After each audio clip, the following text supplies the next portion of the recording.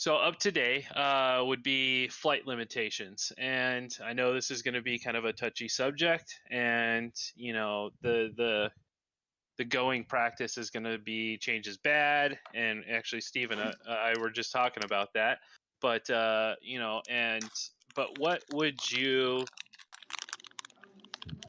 okay over there? Okay, so what would you feel about limitations on speed, altitude? Already we're at a 400-foot altitude limit, locations, and beyond visual line of sight. So let's talk about speed. What do you feel should be the limitation on speed if the FAA were to define that? And for the simple reason of innovation, Okay. because if you don't have people pushing to achieve something, it's not going to roll over to other facets, military or just efficiency in motor design. Or I mean, there's a million reasons why speed is good in a control when it's done correct. Okay. So let's think of it. So you're saying no limitations on speed. So we should be able to go as fast as we want. Should there be certain conditions that are met to be able to go high speeds?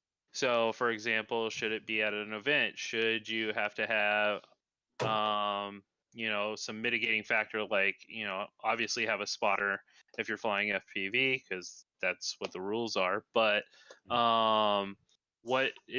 should there be some kind of supervision? Should you have a clear track of land to go beyond, let's say, 100 miles an hour? Free from public intervention. Think about things like that. Has any of this come up? So it's coming up. So it's part of the FAA. They haven't defined this in the FAA reauthorization of 2018. But the only thing that the definite limit right now is altitude, and FPV requires a spotter. That's what I thought. I think they could put a reasonable. I'm trying to think of the best way to put it. Reasonable conditions clause, and that reasonable conditions being defined as free from public interference and free from you're not going to pile drive into a building or somebody's car that's not a part of it. It's like X-Class right now. They announced that they clocked I think it was Zoe doing 137 miles an hour. They said it over the loudspeaker. Right. And she's like, no. No, I was going 99.9 miles an hour. Yeah.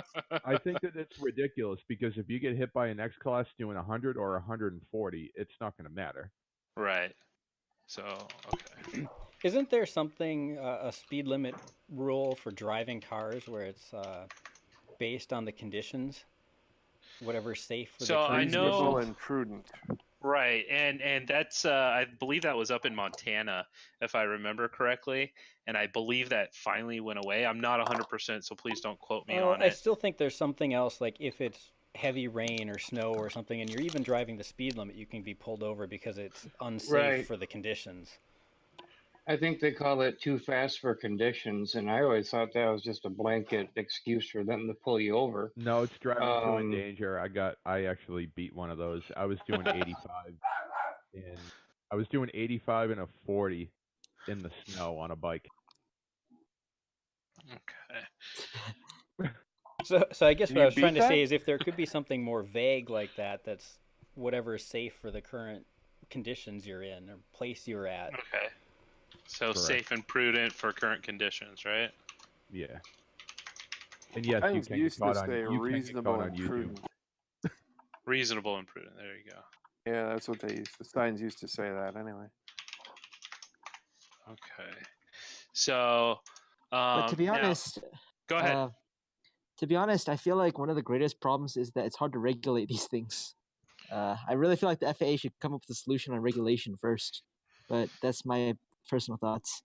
So they have been holding webinars with law enforcement, branches of law enforcement, to kind of educate them. And I sat in on one of these, or one of those webinars, and there's a lot of good information passed around, and they talked about enforcement, and they are enforcing. Oh, okay. It really depends on the situation, but the first enforcement case of a UAS actually was Trappy. He Oh, was flying a wing at, I think, in Virginia at a college, and they tagged him for, I think, flying over vehicles or something like that. And this was way back when, I think it was like 2012 or 2014. And but since then they've got cases in progress. They've got cases that they've basically enforced, and a lot of it's coming down to be honest with you, it's 107 pilot. It's 107 pilots not being registered correctly. They're not registering their drones correctly, because 107s, you have to register each individual aircraft. But there are other cases where rules are getting violated and they are prosecuting. Now, are they prosecuting consistently? No. Are they prosecuting an enormous amount of cases? No. But they are. They are enforcing these. And not that it matters, but I think Trappy's was in New York, if I remember right. You might be right. But let's say they did set a speed limit of 100. For most of us hobbyists, we don't really have an idea of how fast we're going. So that would be a challenge to know how fast you're going and stay under that speed. Yeah, and that does make it difficult. I mean, you can kind of do the math after the fact by taking GPS coordinates and whatnot, but the best I've been able to do is chase a car on the highway. Yeah. Kind of the same thing with altitude too. I mean, I don't know how high I am. I have a general idea. Yeah, that's true. What 400 feet is, and to me, that's way too high for FPV. Plus, I'm like cloud surfing up in the mountains. But, But that's where ignorance isn't plausible or ignorance isn't deniability of knowing the law. No, I wouldn't plead ignorant. I would say I was 399 or I was at 99. But yeah, there's no way I'd plead ignorant. Right. But I mean, I think it's coming up on the part of time where if they are going to start enforcing these, we have to have a way of knowing, hey, we're at this height. I mean, a barometer is so easy to enable. Yeah, and they sell them individually that you can just tag onto a UART. The Radix itself I have a quad with the Radix in it. It's got a barometer built into it. I would say that if you are in danger, or I guess if your intent is to go high with something, let's say you're flying a wing, or you've got a long range quad, and your intent is to go high with it, I think your intent should be to put a barometer on it so that you know how high you are. Yeah, absolutely. I mean, I would, same thing if I was looking at speed runs. I mean, I would definitely set up the quad to be able to measure that. Right. But outside of that, yeah, 100 miles an hour is pretty dang fast. And I highly doubt that I'm going to be doing that either in racing or freestyle. That's right. one drag thing. You'd be surprised how fast you get going, how quick. Like even today, I flew a golf course on 5S with really tall props, and it's like the guy was asking me, he's like, "How fast are you going?" I'm like, I don't know. I don't have any way to tell you. And he's like, "That was a 5," because I just went straight down a fairway. It was a 550-yard par 5, and it didn't take very long for me to get past the green from the tee box. You just wanted to see how fast it would go. Yeah, and honestly, there are you'd be surprised depending on your aircraft. So I was lucky enough to sit in with the guy's name's Ryan, and he was attempting to break the speed record for a multi-rotor. And we were doing a bunch of tests, and we were actually trying to set records. We had, I don't know, 10 people in attendance there trying to witness this thing. And I took my Helix. He wanted to see how fast my Helix could go. And one of the criteria for, or one of the records was fastest vertical to 100 meters. And so I took my Helix with a 5S battery on it, just to, nothing special. I think I had Lumineer 25 or 2450 motors on it with a 5S battery, and I got to 100 meters in 2.7 seconds. So, I mean, I don't know what the math is on miles per hour, but that's pretty dang quick. And then he was able to break it the next day at 1.7 seconds. So, you can get these things going faster than you think you can. And, depending on how light you build them, the power of the motors you put on them, all that kind of stuff. So yeah, I mean, I understand that, but I always look at that too as you're typically not going to get pulled over if you're in the passing lane doing a quick pass and for very briefly are 20 over the limit, because right. you have to make a safe. So I mean, how often are we going to be punching at 130 for like 10 for seconds sustained periods of solid? time? Right. Yeah. No, I get you. Right. So and it may be a case where how are they going to judge how fast we were going? The only way that would, I mean, they would, to me, that they would be able to kind of track that is if we were all required to use the UTM, and have some kind of transponder or something in our quads that would allow UTM to track us. I mean, thoughts on that?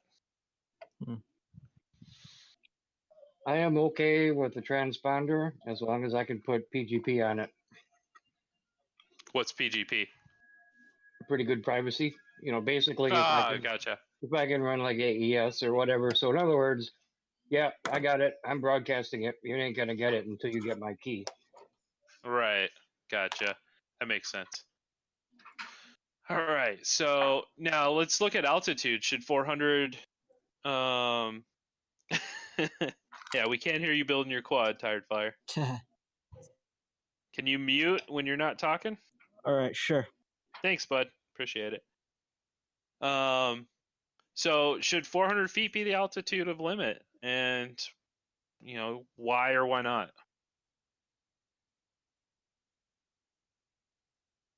I don't think it should be because, I mean, if you're gonna, it's already a moot point with military helicopters with no TFR flying at 200 feet. Mm-hmm. So it's kind of like, okay, cool, I can fly. I've had that issue at my house because they'll come from Boston down to Cape Cod and they'll go right over the trees and they think it's funny that they're skimming over the trees and they're hauling ass. It's like, well, I'm out there flying and those trees are only 100 feet tall. So if I hit the helicopter and I didn't hear it because they're meant to be as quiet as possible and they're hauling ass, so the sound doesn't travel that fast, it's my fault. Even though I have a spotter, I have my FAA number on my quad, I'm observing all rules. They weren't, but who's going to say? All they have to say is, oh, we were at 400 feet.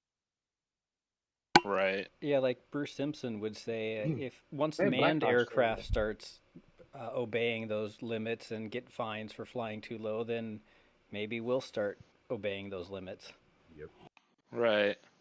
But they do have black box zone. It's very easy to tell whether they're telling the truth or not. Yeah. That is true, but at the same time, I feel like I see the point that you're making, Gravy, and I kind of agree with it that, they have rules, we have rules, everybody should be, keen to follow them for the safety of everybody. I mean, not that I think, and I don't know what type of helicopters, I'm going to assume Black Hawks or something. If they're flying, if your drone impacts a Black Hawk, I hardly think anything's going to happen to it. But at the same time, they're invading airspace that they shouldn't be in, and that creates a problem for people enjoying the use of that airspace, whether it's a kite or a drone. Yeah. So Unfortunately, I think whether it's public opinion, media, or governing bodies, they're always going to take manned aviation Right. over hobby. No, and I Yeah, understand that. they're gonna sweep it under the rug if if me, Joe Schmo, flying in my backyard is flying at 200 feet and a helicopter plugs me and I'm not breaking the law. They're gonna say, "Oh, a drone hit us at 400 feet." The black box doesn't matter. They're gonna get reprimanded. But I mean, realistically, people in the military flying around doing stuff, they're definitely gonna take precedent over one dude. Yeah. And I respect the military. I'm not. Believe me, Right. I wish I had joined. I'm not saying that that's like, oh, there's something bad, but it's just No. the way it's going to be. Yeah, what I I was get where you're saying coming though from. is that if nothing came of it, you're right, it would be swept under the rug. If that thing went down, damage or whatever, it doesn't matter who's in the right. That only Bruce is going to be putting a video out about that. The rest of the media is going to say, "Toy drone took down Black Hawk helicopter." Oh, that's funny. All Well, right, that's the so thing. go ahead. G airspace is technically 700 feet AGL, right? What's that? Class G airspace is technically 700 feet In above some AGL. locations. In some locations. So, I'd have to find the map again. Actually, I think I have it handy. Give me 1 second. I'll drop it in Discord. So, I believe it's in some locations. In most locations, it's 400. In others, it goes up to 7. So, let me see if I can find this. So if I remember right, in the past, before the Reauthorization Act, there actually wasn't any limit for hobbyists on how high they could fly. And now we're in that middle ground where they're trying to add the 400 feet, and they sort of had, but sort of Final haven't. Cut Pro.app needs your attention. Let's see. Keep talking, y'all. I'm pulling it up here. What is the if you can see it when you pull that up? Don't they have? Doesn't the military have a? As long as they're on one of their training routes or something like that. Yeah, you're right. The go... air maps have those training areas, the designated flying zones marked off there too. That's part of the Part 107 that you learn, I think. I remember seeing it in there. I just don't remember how low those go, and I almost want to say that they go down below 400. I believe they're complete no-fly zone, like the training routes, and I think you're also talking about the route. There's a route that they just altered, and that was part of one of the examples they used for the Reauthorization Act. I believe it's going from Jersey or Washington up to New York. And they used to go up to Hudson, but now they're going a different route. That's like a concept. Okay, so whoever said that it goes up to 700 feet, you are correct. I forgot that they said 400 to give a 300-foot window of avoidance between the airspace, between Class G and Class E airspace. So yes, you are correct. There are some locations where it does go up to 1,200 feet. But those are, I believe those are generally rural locations. And then there are even some where it goes up to, looks like 1,450. So I might be in one of those areas in the middle of nowhere, Wisconsin. that's, you might be. A good place to check is if you go on the FAA's website, they have maps of the airspaces and what's allowed, limits on what's allowed. Yeah. But you are right. It does go up to 700 feet, but they wanted 300 feet of clearance between objects in Class E and Class G. So, I mean, they could have something where you don't have to have a 107, but you have to have a certification or something saying, hey, I know what I'm doing. I can read a map. I know where it's safe and where it's not. I can read the airspace grid, and that should almost negate I mean, then you could go up to 1,200, or you could go up to say, a 9. It's just like above ground level doesn't really pick much because when certain airports, they're taking off and they have to cruise at a low altitude because it's already such a high elevation. They're taking off at 15,000 feet or 10,000 feet. That so above AGL, you're talking a couple hundred feet up. I know that's a special case, but this can't have a blanket height, which they're Right. doing. I mean, there's a big difference between 400, well, which There is most a of big it is difference, but 12. yeah, there is a big difference. But as a general rule, and I think you were on this webinar, Dan, as well. They were talking about the different classes of airspace, and as you go over a mountain, you're required an airplane, a manned airplane, is required to maintain a certain height over that mountain. So, I mean, if you're standing on the side of a mountain 400 feet above ground level is where we can fly, whether you're on a mountain or you're down at sea level. So I mean, that's what they're giving us for the airspace, and I think anything beyond that you have to get clearances for. You have to submit an exception to be able to fly there. So and I know the AMA is working on this because it takes out some of the model airplanes that a lot of their members use for soaring and stuff like that. And but I don't know where they're at with that. I haven't seen or heard anything in the news in a long time on that. I don't know if anybody else has. I haven't. That was one thing I was going back to also, like back in the day, thinking about flying carbon glider.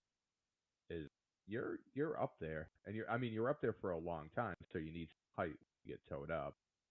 So 400 feet to like the difference between 400 feet AGL, 700 feet, or 1200 feet AGL. Let's say it wasn't FPV back, but let's say it was. I mean, if you're at 1200, you're tripling your flight, so it's incrementally more fun, safe because you're in the proper air. Right. So I see where they're going. I see why the AMA is different for that. Excuse me. All right. So let's now, let's look at this in terms of going back to flight limitations. So altitude. If you're should there be different rules based on where you're flying at? So if you're in an unpopulated area, should your heights be higher? If you're in a populated area, should we be restricted to whatever the grid location is in that particular area? Because while there is a 400-foot height limit, there are certain areas where the limit is 0. Like you cannot fly in that grid, and that would be something in a TFR or a NOTAM or just a permanent no fly zone. But on the flip side, there are other areas where it's 100 feet, it's 200 feet. If you look at the grid maps, it'll tell you what's allowed there.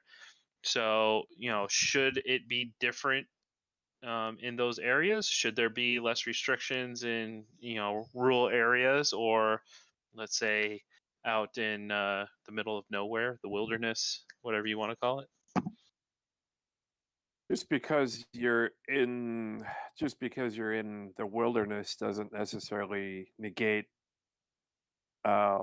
certain activities going on. I think you have to be aware of what airspace you're in. I mean, there's military bases that are in the middle of nowhere, and they're kind of there for reasons, or they have training areas where low altitude stuff takes place. Okay. So you wouldn't necessarily. You still have to be aware of your surrounding airspace where you're going to fly, and you have to be aware of whether those training areas are active or whether there's any NOTAMs relative to something that may be occurring. Do you think it's easier to just say blanket, this is your altitude, like what's going on now? This is your altitude. Beyond that, you need to, get an exception. But yeah, and here's the reasoning behind that for those that are going to disagree, and disagreeing is great. But uh, if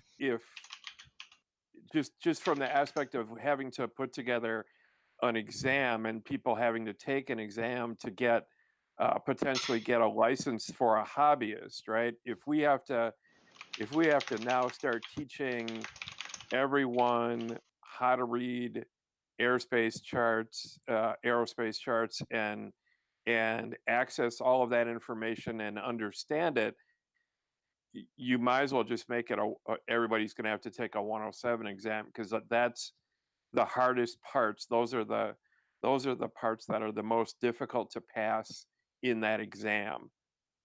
Are reading those charts and some of the weather stuff and other things. Otherwise, a lot of it is really stuff that's pretty common sense and pretty common knowledge. But when you have to be able to start reading and interpreting and finding things on those charts, that gets pretty challenging.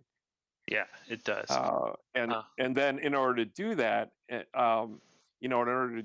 requires a significant amount of studying. And so then now we come into that whole aspect of, we've got that group of people that we want to retain as hobbyists, the young kids, the people who don't have the time to sit down and study all that extensive time to understand these types of charts.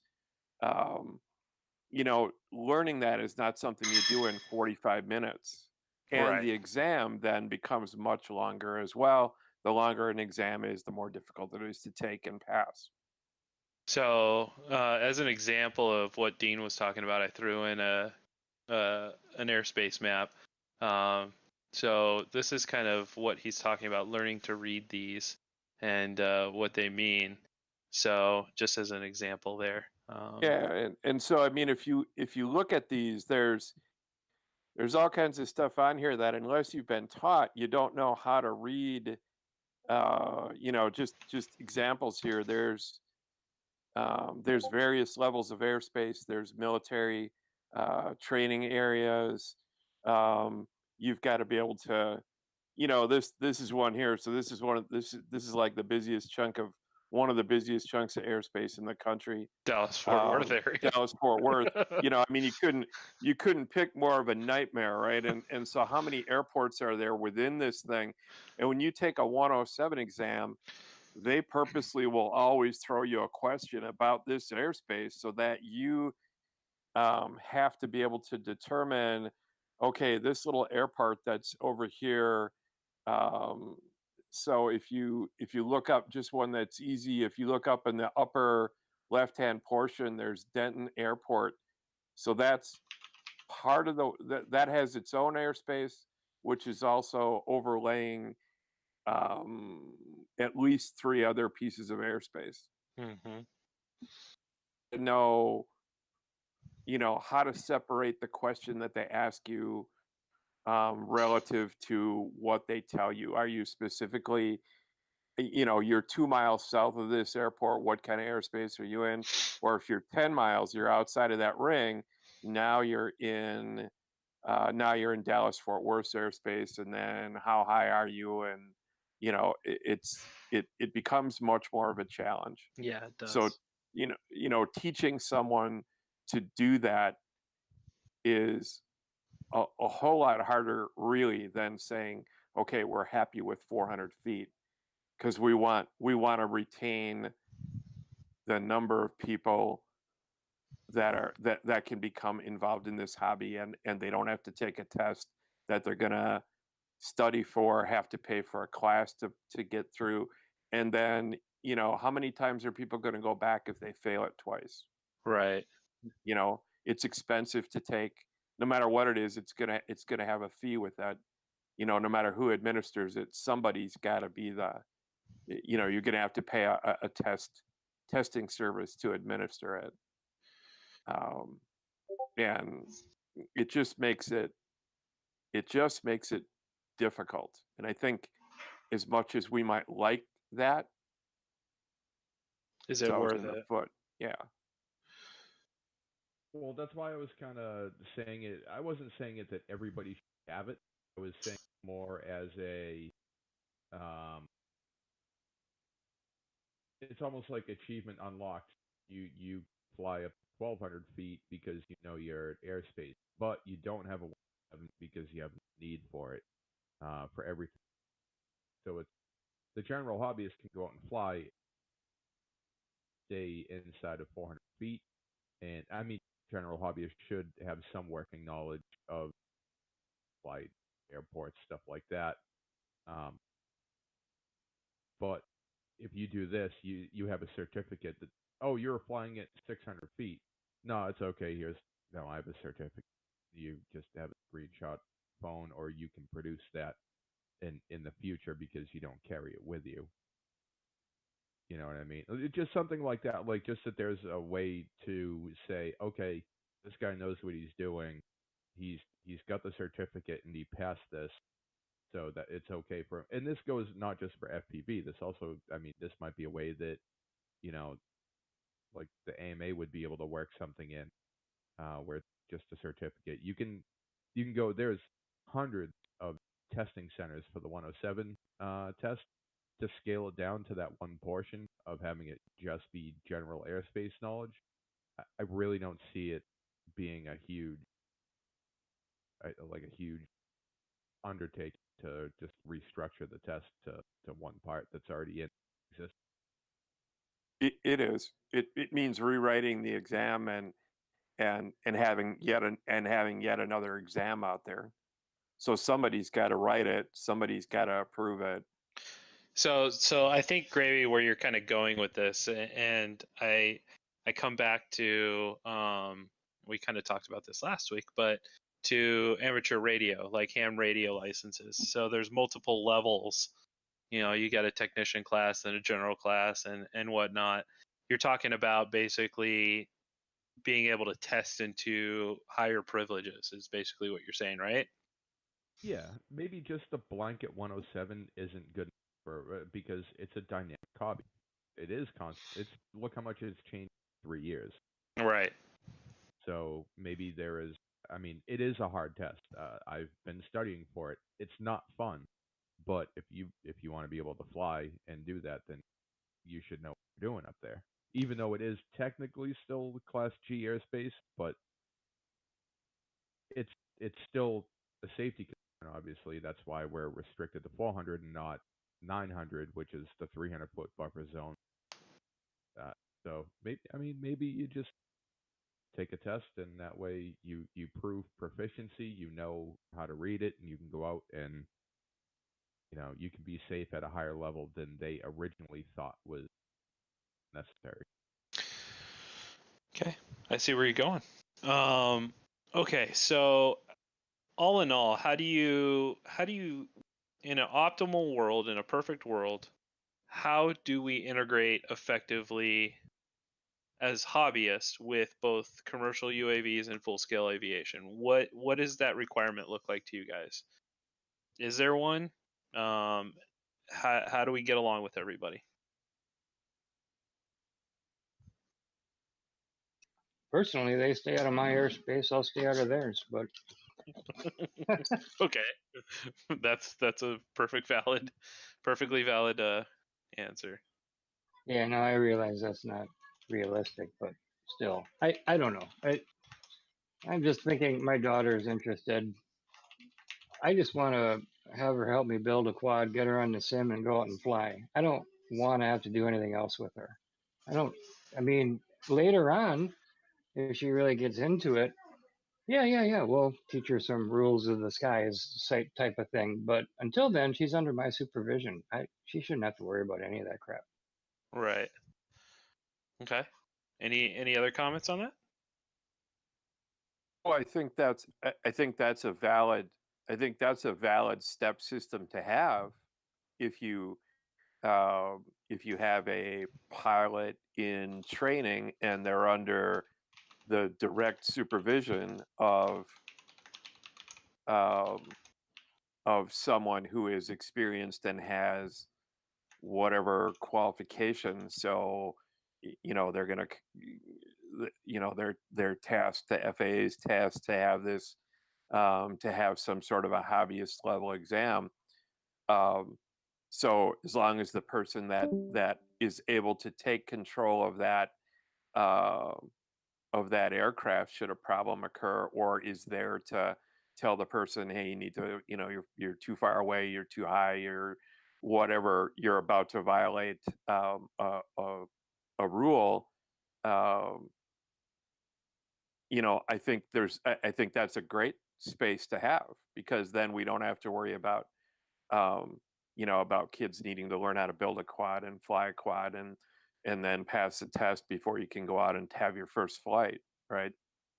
But then that's different. Now you're under the guidance, kind of like they do with 107 pilots. The pilot in charge does not necessarily have to be the person at the controls, but they do have to be the responsible. They do person. have to have the ability to, and have the ability to take over the flight if necessary. I think that's reasonable for certain levels of or classes of UAVs. However, at the same time, I think a tiny whoop, Nano QX, or any of those little cheap ass air hogs or whatever, there shouldn't be no requirements around that at all. In other words, you buy it at Best Buy, go fly it. I'm not talking about the video ones, but yeah, does anybody know the Blade Nano QX? Yep, I learned on a Hubsan 107. That's not going to hurt anything. That's not going to hurt anybody. Now you might kill a mosquito with it, but that's about it. So there's no barrier to entry there. Right. And I don't think there exists a barrier there right now. I think that's why under 250 grams we don't have to register anything. I don't think anybody's going to beat up on a kid flying a Nano QX. However, the current regulations have no definition of that. Or so and you're right. That 250 wasn't a thing like a month or two ago. So yeah. In the FAA reauthorization, Dan is right. There is no size limitation on anything. There's no defined size that says under this, no regulations apply. I think they are kind of working on that with this latest NPRM.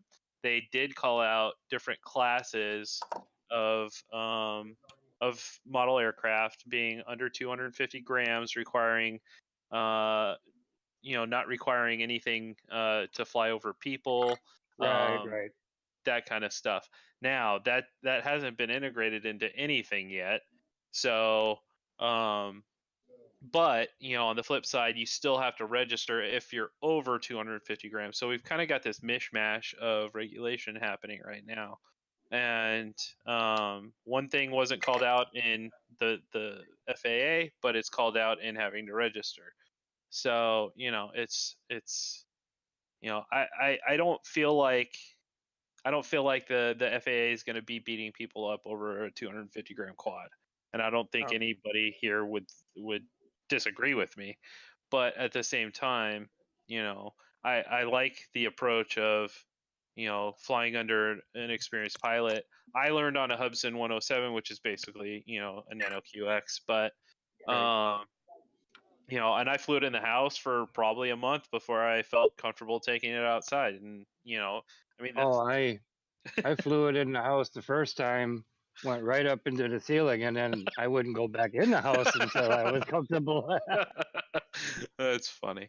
So ironically, I'm building a 250 class quad. I mean, 250 gram quad right now. Nice. Purpose actually, because I don't want to have to deal with all issues. Yeah, and I mean, so keeping things under 250 grams, I think in one regard, I think there's going to be a minor explosion in that when some of these regulations drop. But at the same time, that's going to be a severe limit to innovation. Well, arguably, things are going to explode on the 16 by 16 level. Maybe we'll start seeing some, bigger black box capability chips, but smaller package. Right. Yeah, but so arguably, this actually would encourage innovation. What were you saying, Tired?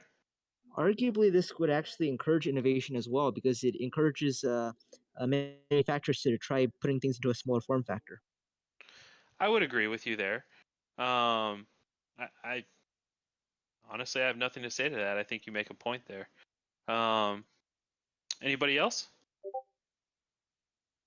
Can't shrink my life preservers. Is it me or a lot of people having internet connection issues tonight? I think it's. Yeah. I know I am. And all right. So last question, guys. What do you see? And this may seem like a repeat question, but what do you see as necessary to fly beyond visual line of sight long range? What do you see that we will need to do in order to do that comfortably? Not and do it safely and stay in front of any potential regulations that might be coming down. So I guess some definitions here. So beyond visual line of sight, do you mean, hey, I don't need a spotter now? Because I'm all for that, even if I'm flying at the park, because then I don't want to have to bring a spotter along. Okay, so if that falls under the beyond visual line of sight rules.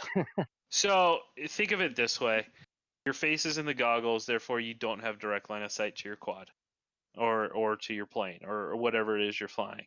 So think of it as in terms of that.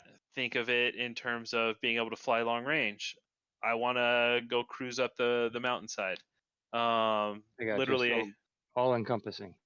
all encompassing. Yeah, just think of it from an all encompassing perspective. What do you see as necessary from a hobbyist perspective of being able to do those things?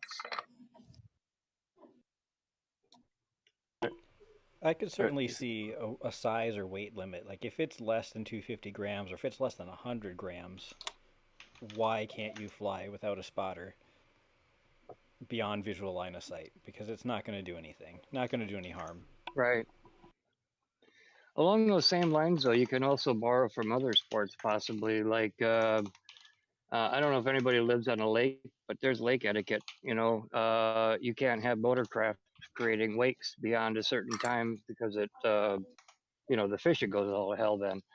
Or even look at like different kind of watercrafts and surfing. So if you've got certain types of boards just aren't suited for anybody else in your line. So, some of that just is, hey, if there's anybody around, you can't fly. If you got the place to yourself, you're good. Okay. I think we brought this up once you know before what I too, mean? but have another Yep. level of testing. If you pass a certain test, you've proven that you can do something. Maybe that's, I don't know, something you could use to say you can fly beyond visual line of sight if you passed this test. Right. Not really a fan of that, but maybe that's something that would work. Okay. Or maybe the diversity modules, where you have a backup link so that you're technically So some kind of redundancy. Yeah, there's that. Not exactly sure how that would all work. I mean, that could just be a nightmare to navigate. But there's also, maybe just something as simple as a return to home, or like the beta flight, which isn't return to home, but it's GPS rescue. Right. You get you back within range, you can take control. Okay. Magic says required GPS module use. The one thing that that would fit with like the return to home or GPS rescue. But in terms of, I guess I don't know where I'm going with that. I think it's a good idea having GPS on a quad, especially now that they're getting smaller and smaller. Well, I guess the whole point is safety, right? I mean, that's absolutely. So you don't ever want to lose control of your craft. Safety meaning you don't want to hurt somebody, and you don't want to interfere, obviously, with manned aviation. So, I mean, I want to stay real far away from any like transponder type things, but or the ability of someone else to take control. unless it's a redundant radio where my buddy next to me, that falls within the diversity category, the Right. buddy box type thing. But yeah, no, I mean, that I think that would just open up a can of worms if any law enforcement would have the ability to take control. Yeah, I don't know that I would trust anybody to be able to fly one of my quads, whether they were law enforcement or I have a hard time trusting my friends flying my quads. Right.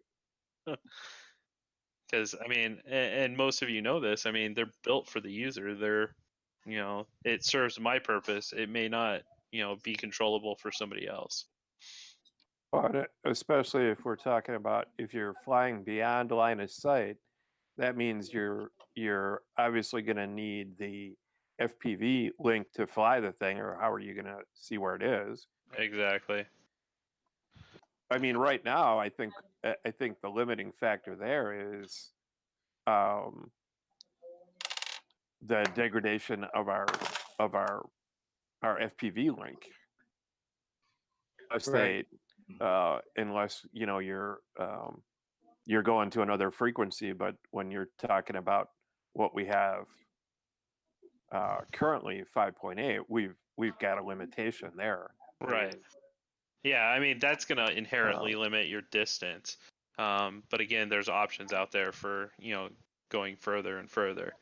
So, but that's definitely one thing that I would be, and I forget what the system is called, but if I could go to a park or typical flying spot, nobody around except maybe some potential flying buddies, whatever.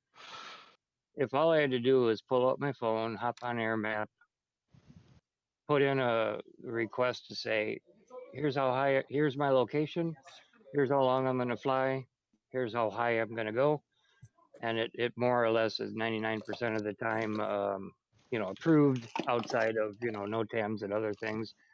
I would do system? That. I would use that. I would use that every single time if I didn't have to bring a frickin' spotter. Okay.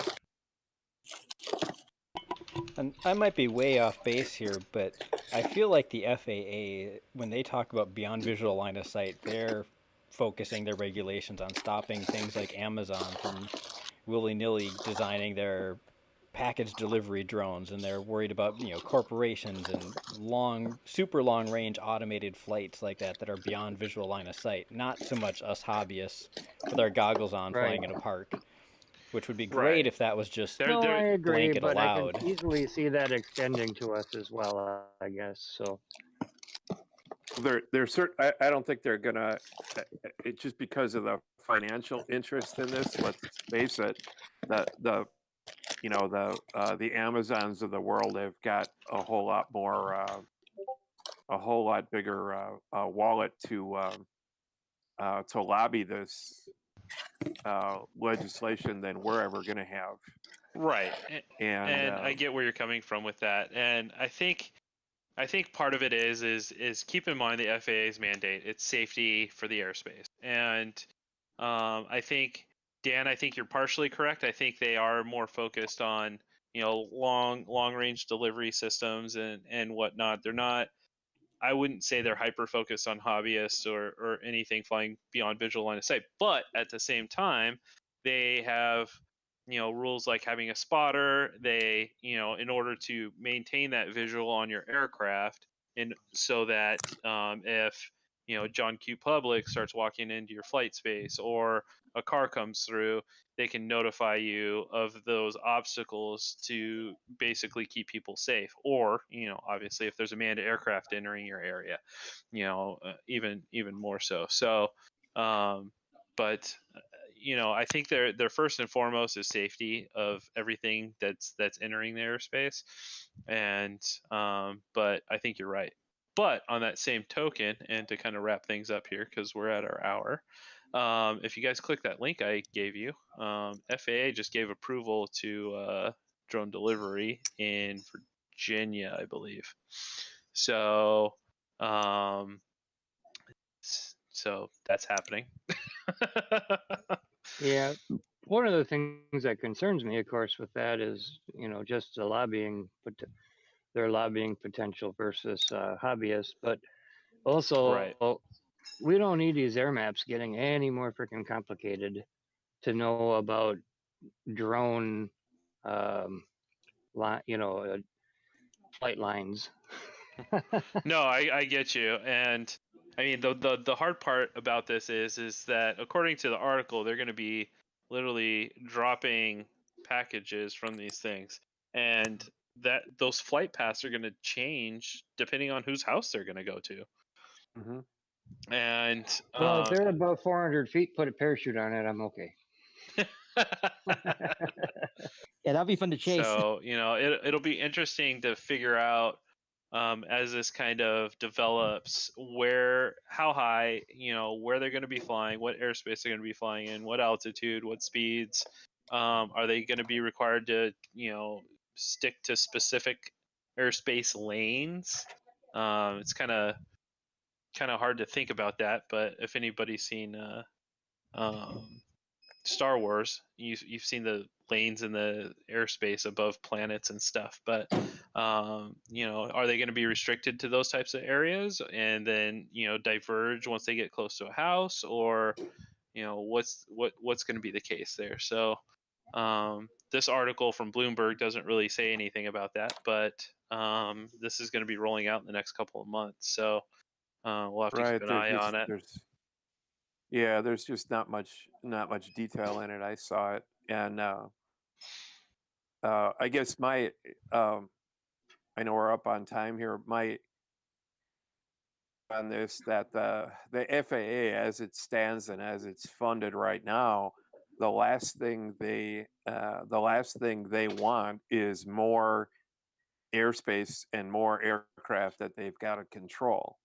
If you start adding in a whole bunch of package delivery, and now they've got to manage that airspace as well, and it, we then unfortunately become an additional load as well, because if if package delivery is obviously going to have to be 400 feet and below, now that's our yeah, I like the picture, and now now we're going to be in that area too. So now I guess my concern is,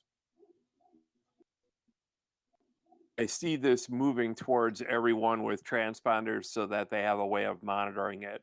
And then with monitoring, they got to figure out a way to pay for it. And, that's going to fall back to either, taxpayers and other interested parties in the whole thing. And, I mean, so there's privacy issues, there's financial issues, and there's airspace issues. And I think the last thing the FAA wants is more things to manage. And Well, that's going to come down to law enforcement too. I mean, law enforcement, to be honest, I don't think is even capable of enforcing some of the regulation right now.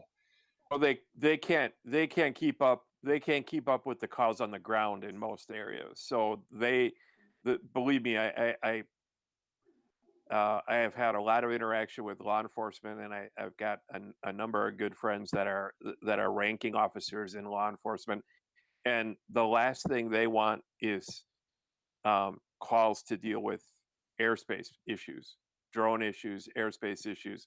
They're stacking up actual crimes in progress, and taking those by priority. They don't have the time to be regulating airspace. Right. Yeah, and there's counties in the state of Wisconsin. We got 5 deputies at night. 5. Jesus. Wow. Yeah. So, are you in Dane then, or what? No, Milwaukee? I'm Washington. Oh, West Bend area? Yeah. Oh, yeah, I'm over in Sheboygan County, so there you go. Okay. So I think a lot of I posted this up. Dan posted this up earlier, but a lot of the unmanned traffic is probably going to be managed by private companies. And so give that a read. I know a lot of UTMs are being developed by private companies so that the FAA doesn't have to manage it, but the UTMs will then report back to the FAA. So it's going to be interesting how this stuff kind of rolls out. And I don't want to take up. Somebody's still going to have to write the check for it. Absolutely. Well, and if you're an Amazon customer or a customer taking deliveries from wherever you're getting your crap from, they're going to be the ones paying for it. There's going to be an increase in. I mean, corporate wise, I don't give a shit who pays Amazon's bills. Right. What I care about is what is going to be tacked on. What's it going to cost me then? What am I going to have to stick on my drone to be able to go and have fun? Because if that becomes a $200 add-on item, I don't know, you know what I'm saying? Yeah, how many people is that going to take away from our group? It creates a cost bottleneck to the hobby.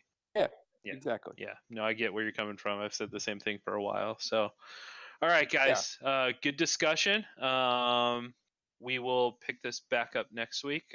Next week, we are going to be talking about the potential, and I say that loosely, of the FPVFC developing an app similar to like Kitty Hawk or AirMap or something like that. So I've got some ideas for it, but I want to pass them by you guys, see what you think should be included in that, and we'll kind of cover that next week. All right?